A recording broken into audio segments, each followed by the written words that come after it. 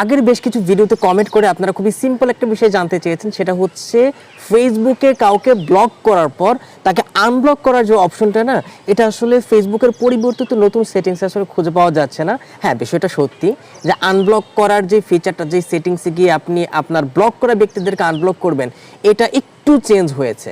So এই পরিবর্তিত পদ্ধতিতে কিভাবে আপনি ব্লক করা ব্যক্তিদেরকে আনব্লক করবেন সেই বিষয়টা আজকের এই ভিডিওতে দেখাবো।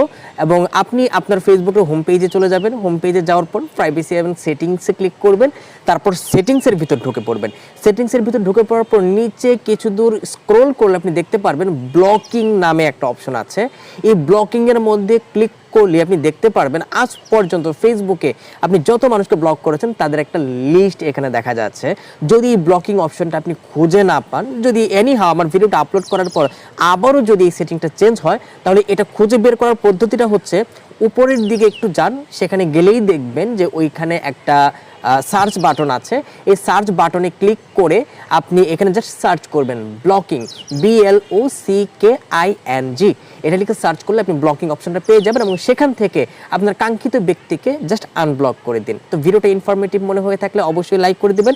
আর আমার একটি ভিডিও আপলোড করার পর পরবর্তী ভিডিও আপলোড করার আগ পর্যন্ত যে কয়টা লাইক আসবে ওই সংখ্যার 10% সমপরিমাণ অ্যামাউন্টের টাকা আমি গরিব দুস্থদের সাহায্যার্থে দান করে দেব। সো আপনি যদি আমার মাধ্যমে বেশি পরিমাণ ডোনেশন পাঠাতে চান, অবশ্যই ভিডিওটাতে লাইক করে দিবেন।